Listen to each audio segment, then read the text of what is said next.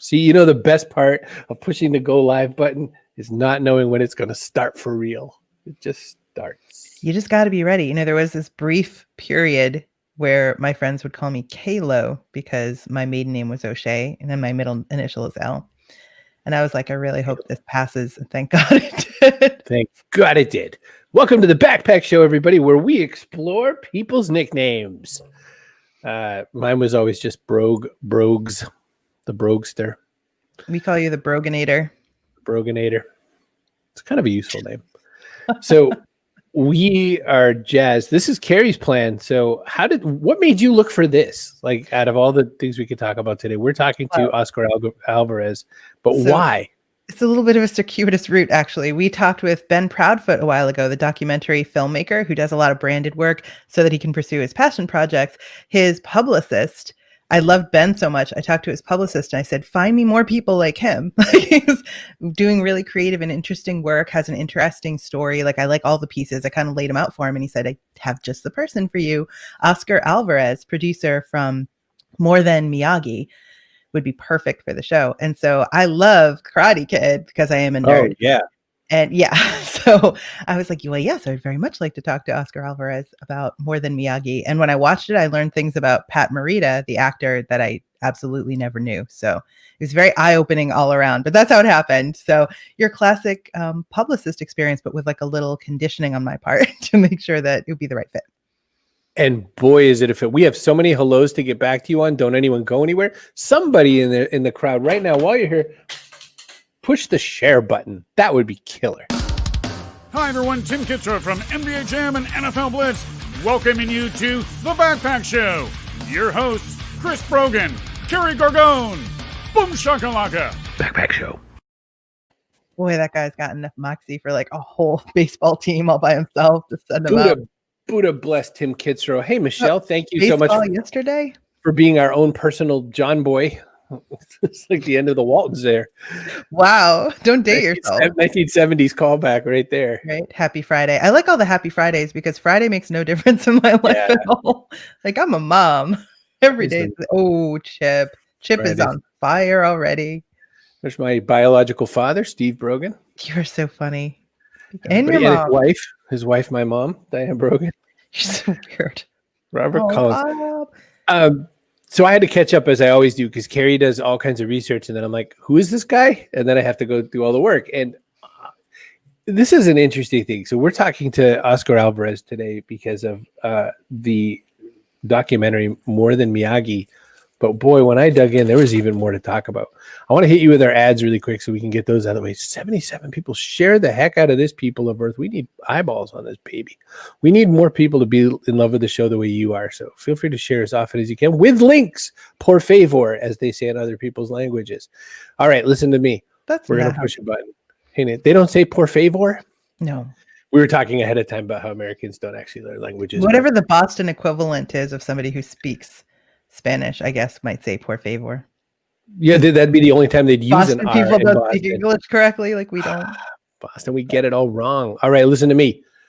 We're sponsored by PubSite. If you're an author and you want to write some books, you've got to promote those damn things. They don't do it for you. You've got to promote them. So go to pub-site.com. You can make a site in 2 hours. This thing costs nothing. Ooh, yummy. 14-day free trial. After that, it's $19.99 a month.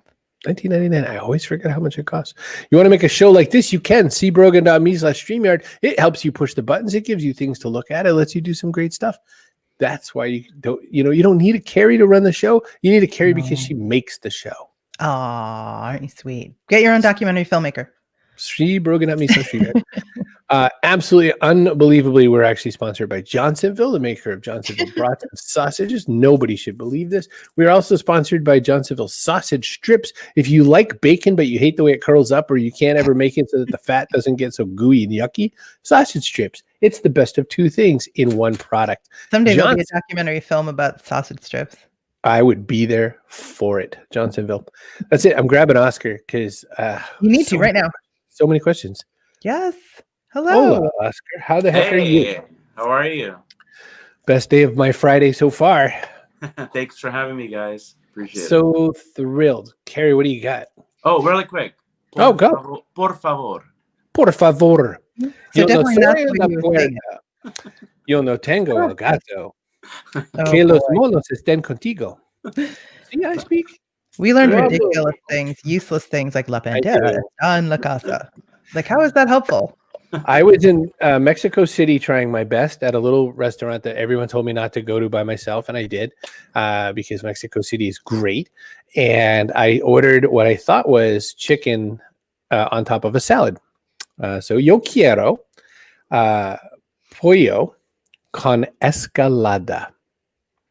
I ordered chicken on an escalator. Nice. I did not order on I was gonna say. ensalada. Maybe they thought did they think you mean to go? So a really lovely Mexican waitress just smiled at me and giggled as best as she could try not to giggle. That's funny. Shoulders. She laughed with her shoulders. We're here to talk about More Than Miyagi. You made a film about the legendary Karate Kid film. But before we even start to talk about More Than Miyagi, I IMDb you. You've made lots of films about the Karate Kid.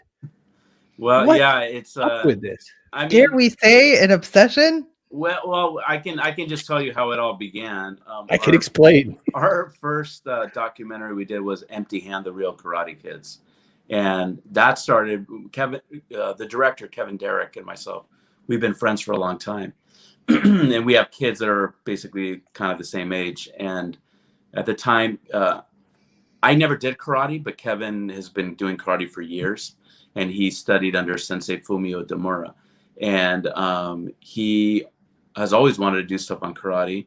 And then at the time we had kids, so we were just kind of chatting and we're like, why don't we do something about kids karate? And that's kind of how it started. And then we had a lot of things going on during that. And then we ended up bumping into his sensei that he had kind of lost touch with. And then that's when we did The Real Miyagi, which is on the story of Sensei Fumio Demura, who actually is Pat Morita's stunt double in all of the Karate Kid franchise. Oh, you're not even supposed to admit you have a stunt double. Right. Wow. Yeah. So we did the whole story of his life coming from Japan and so forth, and how he broke into the entertainment industry. And then how we got into now More Than Miyagi was once we ended up selling that movie and it went to Netflix. Pat Morita's wife, Evelyn, she ended up seeing it on Netflix, and we had to get permission for her for like a release for The Real Miyagi. So I ended up meeting with her, and she had told us about this manuscript that Pat had written before he had passed away. It was like 50 pages, was almost completed. And she showed it to us. It was intriguing. It was unbelievable what he had written. And we asked her what she was doing with it. And she was, I think, trying to like do a book or make a movie on his life or something, but she, didn't really find traction with it. And then we went away, and then Kevin and I talked about it, and we're like, why don't we ask her that we want to do his life story? And we called her back, and here we are. There's so much to go into the manuscript. I think I saw somewhere that he wrote it for like the last 9 or so years. So this had been on his mind for that amount of time. So it's definitely something worthy of that. Carrie brought this project up first. I'm sure you've got some questions, so I'll hold a couple of mine until after. The project? Oh, well, you go all the way back. I mean, all the way back to Pat Morita's childhood. Like a lot of people, when they start thinking about, Mr. Miyagi in this one iconic role, they focus only on the professional. You take a deep dive all the way into the personal. Is that because that's where the manuscript brought you, or did you feel like that was necessary to tell the whole story?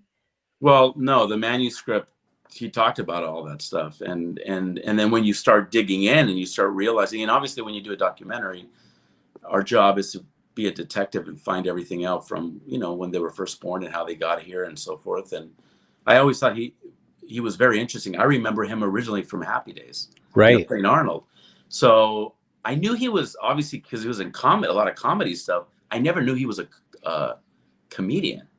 And then I found out that Lenny Bruce's mom was his manager or agent, excuse me.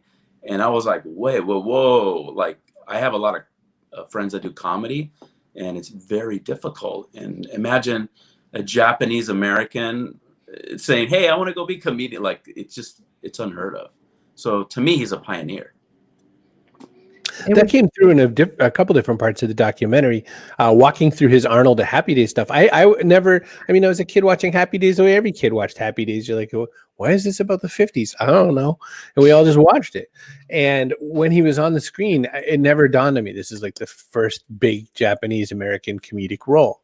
All the stuff that covers it, covered in More Than Miyagi. I mean, it's an aptly named film because it really sinks you into a lot of that world. Yeah, I think that's the interesting part. Once we, Evelyn gave us a manuscript and she, opened up her home. Thank you so much, Evelyn, to be able to go into Pat's world. And I'm standing in his office, where all of his stuff is there. And it's like, there was so many interesting things that I don't want to give them away until you watch the documentary, but I was like blown away. And the more we dove into it, the more I was like, we need to celebrate his life and we need to tell it all. It's so interesting. We should watch the trailer. Nazim wanted to know where you can get the movie. And that's the link right there, Nazim. Link pop. It releases on demand February 5th, but you can pre-order it on iTunes now. I'm gonna throw up the trailer sound and all and see how terrible this can be. We'll go back to getting this thing. Hang on a minute. Come on, YouTube gods. Pat Morita. Mr. Pat Morita. Oh yeah. Pat Morita, ladies and gentlemen. Lenny Bruce's mother named him the Hip Nip, but he hung on because now all of a sudden he had an angle. He would tend to do the same show over again. And then he couldn't figure out why he wasn't getting laughs. I don't think he paid much attention to the rules of the game. Kind of did what he wanted to do. He really embraced the things that many of us run away from. He ran to it. He opened for Victor Moan, Connie Stevens, and Red Fox, who put him on his show. He was just a lovely, lovely man. Pat went on and became a huge star. And he created one of the iconic characters in American cinema. One thing I learned with comics is they were actually some of the most unhappy, tortured people, and their comedy comes from pain. I mean, he was in a cast for like 9 years, from his knees to like his neck for his childhood. The day he gets out, he walks into a war. He had a lot of inner demons. He struggled a lot with depression, and he was drinking too much. He was doing too much drugs. He was drinking so much that I went to the line producer and said, I'm scared to death he's going to fall off the cliff. And he was stumbling and he fell flat on his face. That was when it really, really hit home and he realized, I've got a big problem. That entire chapter of my life changed me forever. So we can grab this baby on iTunes. That's kind of the place of choice, I believe. Yes. That's where you can pre-order it. You can get it like about anywhere when it releases. But when it releases. And it's iTunes, so you don't need a stop watching it back there. You don't need a paid subscription or anything like that. You just go to iTunes and you order it. And then yes, on February 5th, it'll be like on all these different platforms. This covers a lot. I mean, it covers the internment camps at Manzanar. It covers all these chapters in his life. And when they talked about that, thing about comedians being depressed, I mean, there's a lot of that there. But you really stretch that narrative well, to kind of show that there was a full life behind this. It's not all just played for fun. There's so many ways you could have put this together. Most documentaries have that kind of things are going great, then the tragedy, and then the redemption arc. You don't exactly get a redemption arc. I'm not spoiling anything when I say this. You're reporting on someone's life as it happened. But his life was a rough life. How did you think about that narratively? First of all, like the way it all got put together, it's all credit to my partner and director, Kevin Derrick. He sat with it, in the editing. He edited it himself. So he sat with it and he really went through, and I can't really speak to, that aspect because that's more of a Kevin question, but I don't know. Like, I mean, he just kind of went through everything and said, this is the way it needs to be told. And I wanted it to end this way because that's what his life is. We don't want to, I mean, if you're going to show anything, everybody knows Pat regarding, obviously as Mr. Miyagi, and some people know him as Happy Days and all that. But if you're going to do a documentary, you're going to celebrate it, you want to tell it all the way it is. And I'm sure that's probably what Pat would have wanted, is to tell his story. So, however it plays out and you have to tell it, I mean, I don't really know how to answer the question other than that. He just put it together the way he put it together that he thought would be the best way to present Pat and the story. Were there any moments like where you wished you could have talked to more people, or was there something you wanted to delve into that you just didn't have time for? Like, what are some things that you weren't able to pursue that you wanted to? Well, I mean, the main thing that you always wish is we wish Pat would have been here, himself. That's like the main thing that we're like, there's not anyone that really can tell that story but Pat, which would have been great. That's the hardest part because, again, you want to, you can only Google so much stuff and then people kind of misconstrue stories and you start asking and they'll twist it and so forth. But when you start interviewing a lot of people and you got 20 people and you got 17 of them that are saying this exact same thing, you know what's true and what's not. So you start weeding out the stuff. And that was one thing that I was really trying to make sure of. We'd go back and we'd look at things that people would say because we would ask the same question to everyone. And then we'd have certain questions that would pop up and then we would interject. But we wanted to make sure that everything that we were saying was true and validated. Yeah, I can't really think of just more people that worked with Pat along his career. I wish we would have had time. Always the most difficult thing in a documentary is scheduling. Especially with celebrities, they have such tight schedules and they have to work, and that's always hard. We were grateful because we ended up getting, which was super important, was to have Ralph Macchio, William Zabka, Martin Kove, and they were able to be a part of it, so we can cover at least that main aspect. I know, everybody remembers them at Miyagi. They're a lot busier now. They're doing Cobra Kai. Like, you should have got on this before. You probably could have talked to everybody. Right. A lot more time. I was thinking about that too, is the fact that you got some great interviews with Henry Winkler. I mean, God, I want to give away one part of that because I was just so touched by it.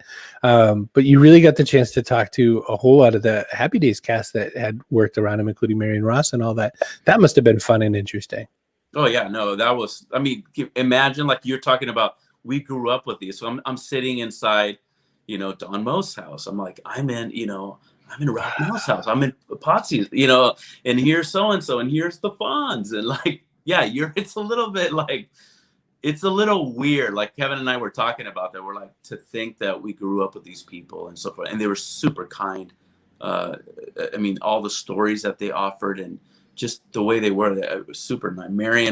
Marion is exactly how you see her. She, Mrs. Cunningham, sweet, darling. She offered us this and that. Just everyone was just so accommodating and opening up their homes and saying, hey, we're here, we love Pat, let's do this. It was incredible. We had Insert Coin is another fine documentary. We had Josh Sway on to talk about it a little while ago, so apparently they didn't know about this one until just now.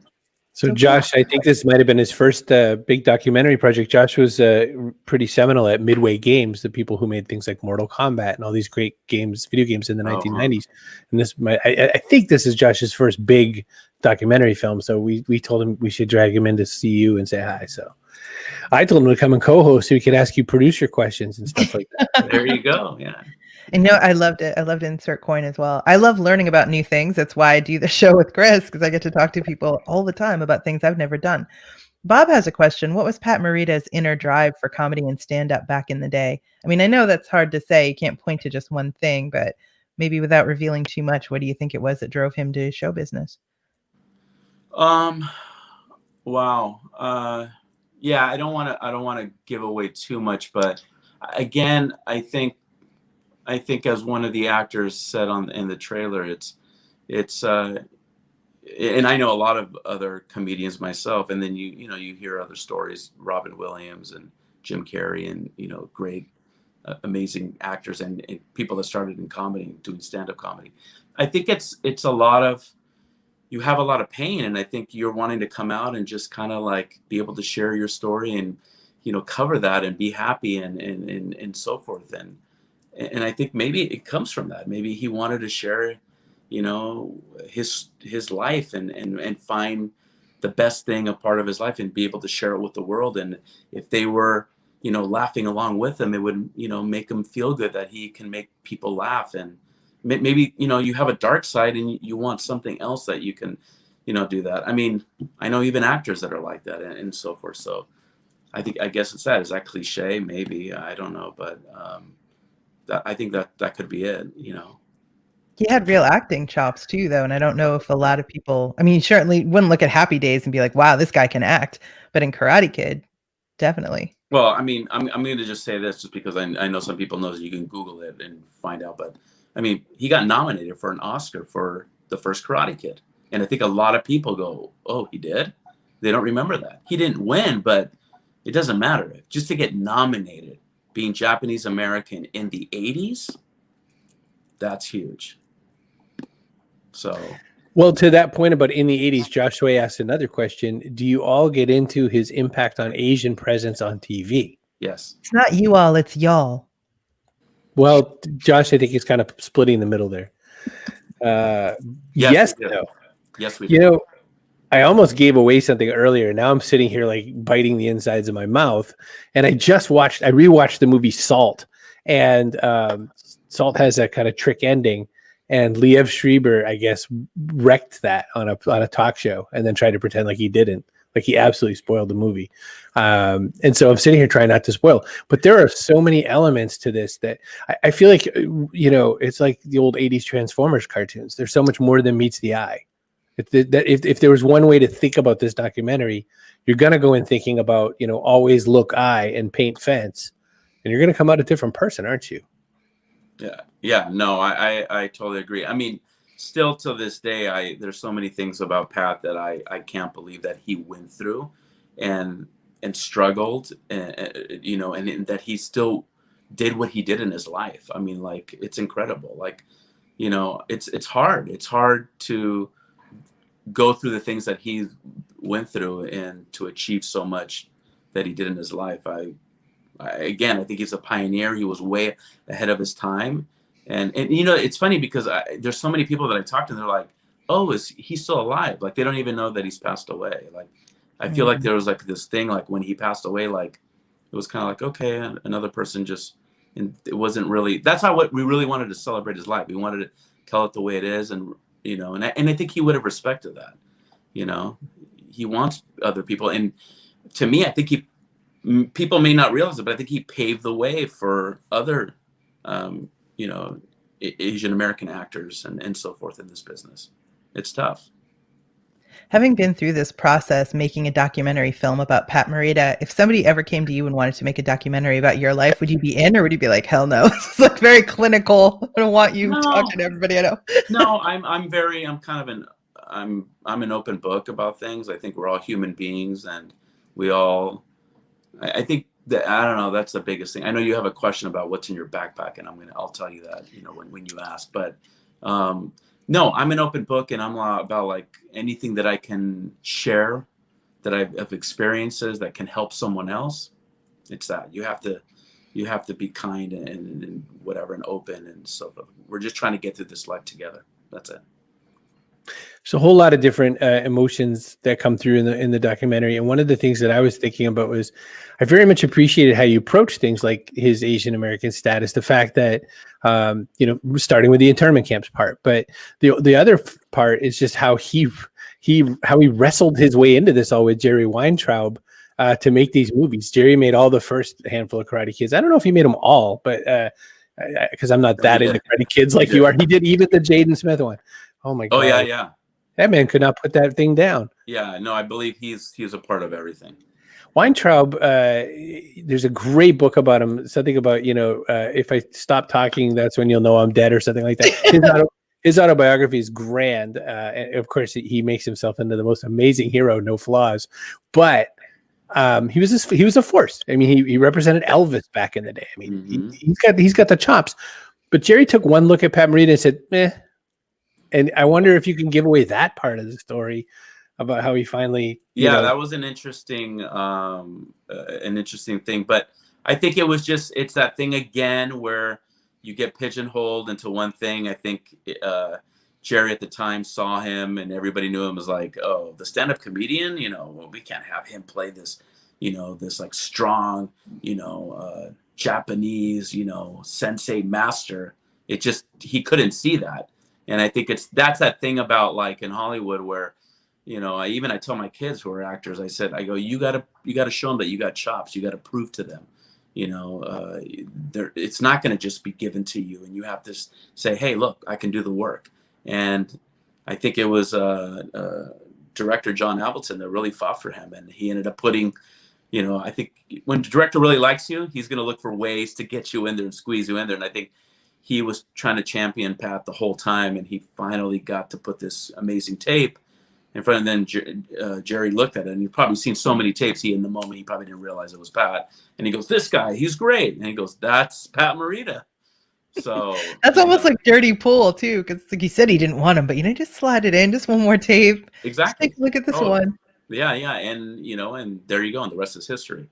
And what I love about it, and I'm not going to give it away and say it, but when you watch the documentary, Ralph Macchio, who's in the documentary, explains it beautifully, like how it all kind of came to the story of all that, and it's really fascinating. Certain movies are magic, like Galaxy Quest and Karate Kid, and I don't know if anybody can really figure out how to get that lightning into the bottle, but it just happens. And so some of the people were saying during this one, like it just felt like, you know, it was all meant to be. Obviously, it takes something to create a culture where people feel on the set like their family like that. So what are some of the things that you've done? Like you're an actor as well. So what productions made you feel like this is how it's meant to be? This is the team that was meant to be together, you know?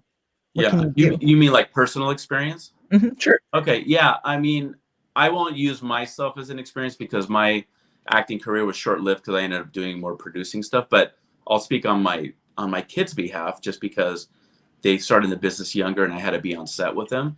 And yeah, even currently the show that my daughter's doing right now here in Montreal, you could just feel the chemistry of the relationships of the characters, the actors.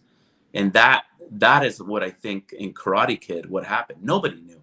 There's so many stories in the documentary that these actors like Ron Thomas, who's part of the Cobra Kai and so forth, they talk about how their agents didn't even want them to do the project because everyone was like, Karate Kid, like, what is this? Like, nobody knew what this was going to be. Nobody knew that it was going to be this phenomenon. They didn't have any clue. And then when they were there and everything started coming together, I think even Martin Kove talks about it in the doc, where like you felt there was something there. And I've seen that before on sets, and you can't. That's not every job. It doesn't happen like that. You know, it's like making a perfect dish or cooking a perfect meal. You got all these ingredients, they all fuse together, and then the final product is amazing. So yeah, it doesn't happen all the time, and it happened on Karate Kid. I feel like Martin in his private life, sometimes his girlfriend's got to be like, a little less crease. Can we turn that down? Maybe not now. He's fantastic. He was great. He's a super nice guy. Yeah. Bob says, loved your take on Pat and you wanted to share the good force and presence out of his hard and dark life. Scott says, my son's a grip, Coach Woodard, and often talks about the wonderful aspects on set with a good team. Yeah. Yeah. It's amazing when the opposite happens.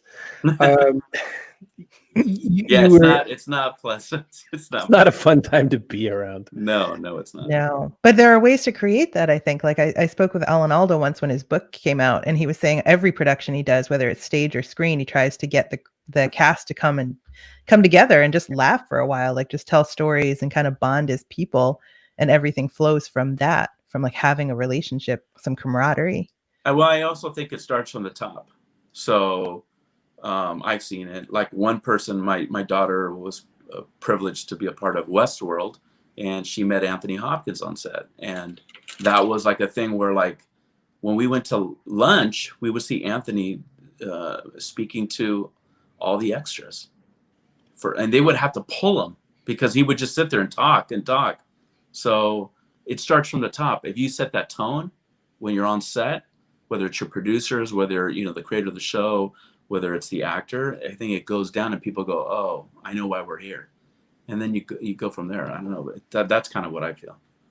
Now, I'm no sleuth. So did I get it right? Am I looking at the right kid?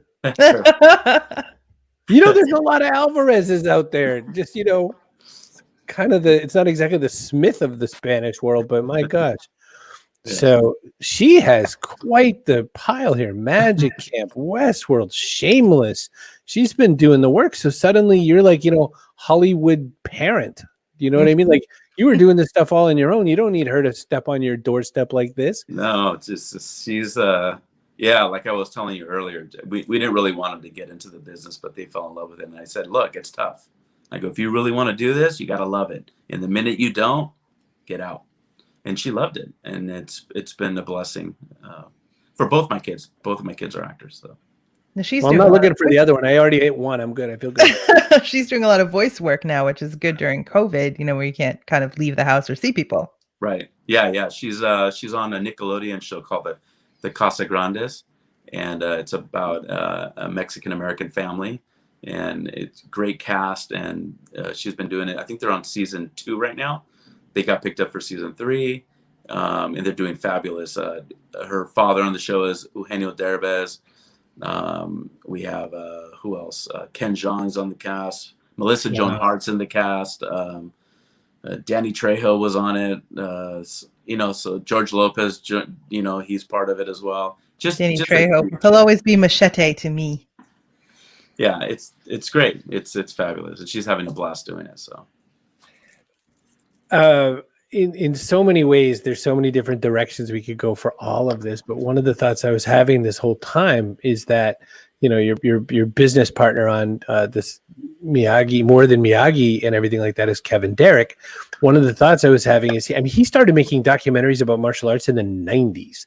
Now, this sure is this is kind of a lifelong passion as far as that goes.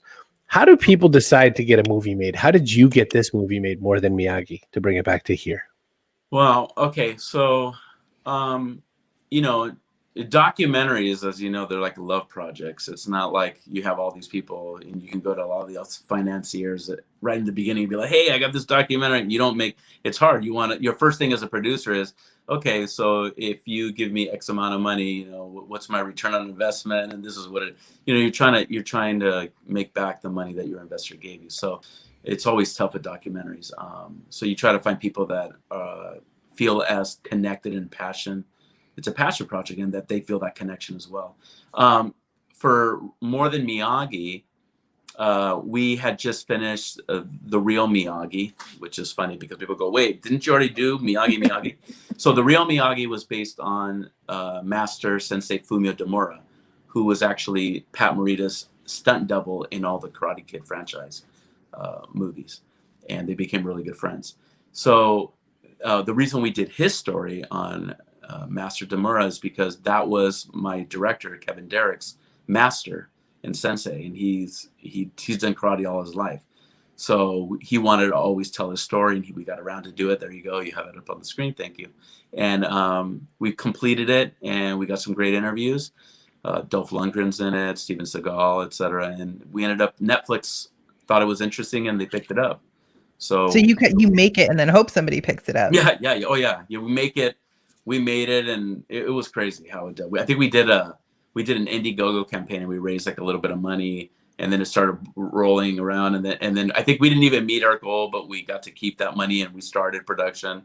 And then some investor in Canada saw it, and he goes, "I saw that your Indiegogo, you didn't meet the whole thing." He goes, "Are you still looking for another investor?" And I go, "Well, we can show you what we shot so far." So that's why we were happy we shot, because we could show them interviews, and we're like, "Look, here's Steven Seagal, here's so," and then he goes, "This is great." He goes, "Do you need the rest of the money?" And we're like, "Yeah." And then I think like in 3 days we got the wire transfer. We were like, "What the?" It's just weird. Like there's no formula. That's what I love about the business. There's no formula. It's not like 2 + 2 = 4. It's like if you have the passion and the drive, it's like it just somehow it comes together. I don't know how. Well, and you start doing it. So there's a lot of people that have like an idea, but they don't actually do anything with it except talk about it. Right. And yeah, you can't wait. You can't wait. You have to do it. And I think Kevin is, he's amazing at what he does. And he's a DP, and he's an editor, and he's just a master at everything. So like we work well together, and he just says, "Look, we don't have it. We got to just do it ourselves. Boom, let's go." And that's how you do it. And and nowadays, with technology and where everything is at, you can do that. If you have a great idea, you can. I try to tell my kids, write, go shoot stuff in between when you're not working on things. And they do that with a lot of their acting friends. It's incredible. What are some dream projects? We were talking about getting the little clip with Steven Seagal, and I was also thinking about Marion Ross and, Henry Winkler. Henry Winkler is one of those two humans besides like Dave Grohl that everyone in their profession says is the nicest person. There is no nicer. You can't say, not even Betty White's at that level. No, she's a little salty. To be a little mean. I just saw that Ryan Reynolds video.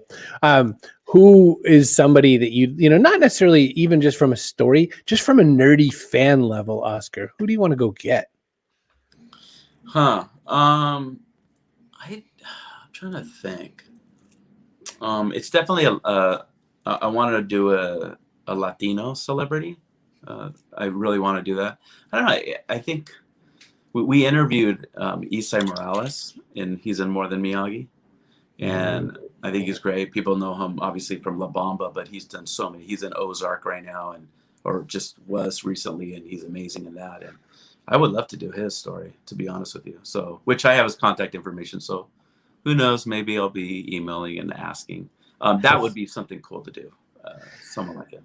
Well, if you run out of more Latinx and Hispanic Mexican friends, we have Horacio Garcia Rojas. He's our friend, and Fatima Molina. They're from the Netflix series Diablero, which is a Mexican horror comedy about demon hunters. You know what's funny is I just watched it the other day.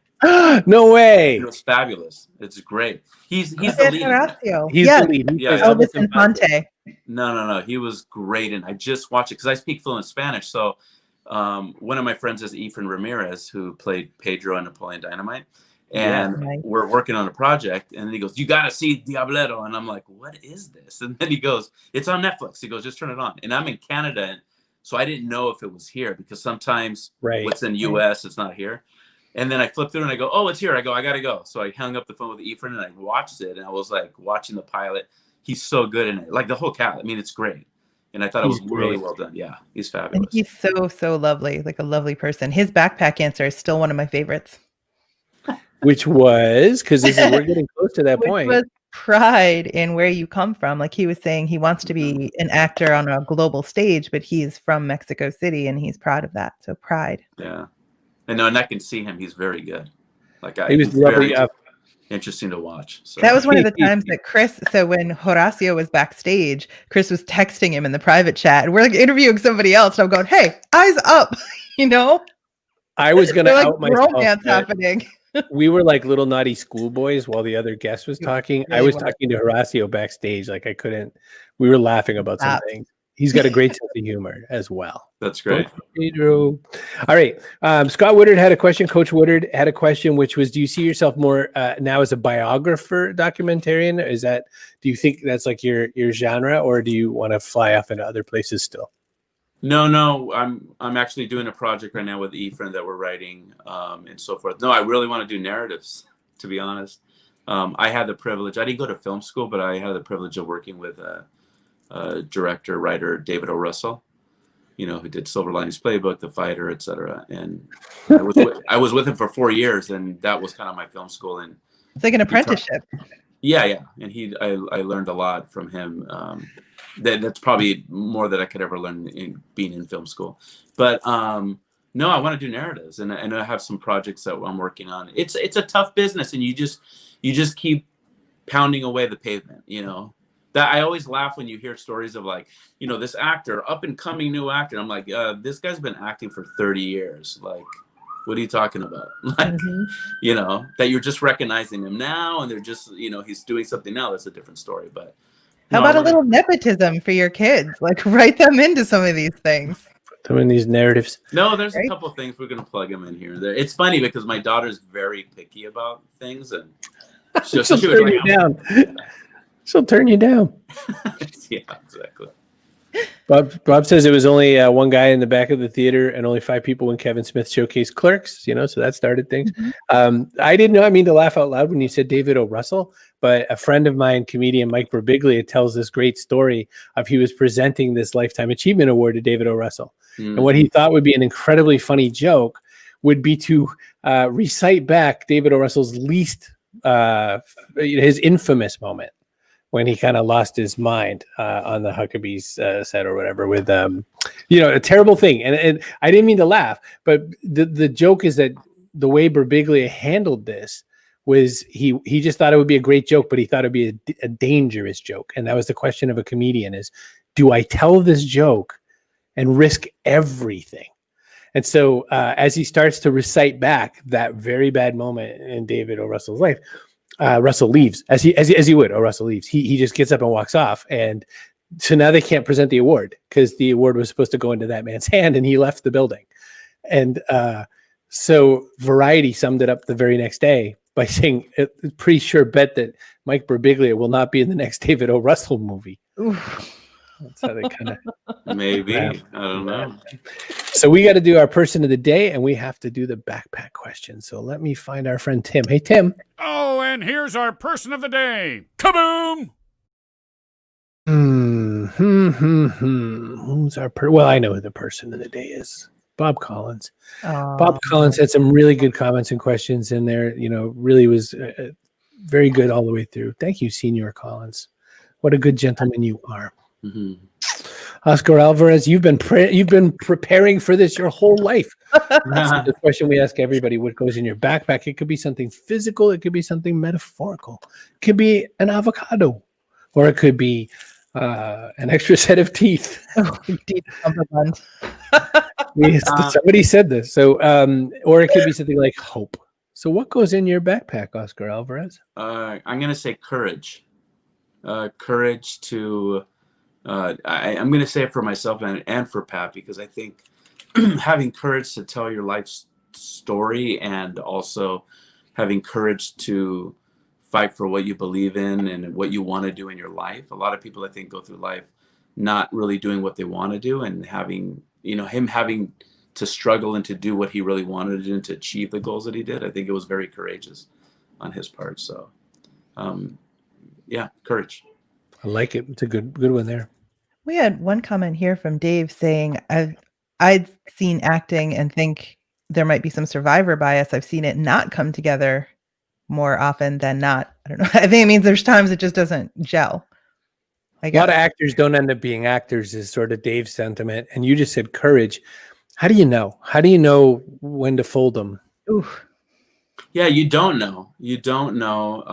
And it's interesting because we have this conversation all the time with my kids and their friends and so forth. Everyone's journey as an actor is different. I mean, what was it? I mean, you just don't know. Some people, I know people that have arrived in pilot season, first pilot season out, and they book their own show. And then after that, then maybe they don't work. And then there's somebody else that's been pounding the pavement for 30, 40 years. Was it John Hamm? I think he got Mad Men when he was in his 40s, but he's been an actor prior to that. But so it's all different journeys. I would just say, why courage? Because you can't give up. You got to keep going. If you really love this, that's why you have to love it. If you really love this, you have a passion for it, you just go on that journey. And I think there's a story out there for everyone. And when the right story hits, it's yours. I mean, you just know, you just know when it's the right fit, when you're that character. There's no denying it. Can't pick anyone else at that point. It's the right one. And that's right. Takes a while sometimes. Well, Harrison Ford was just a carpenter on the set of Star Wars when he slipped into being Han Solo. So, I mean, it wasn't like he hadn't made any films until that point, but you can now watch More Than Miyagi. Well, you can't now watch it. It comes out February 5th.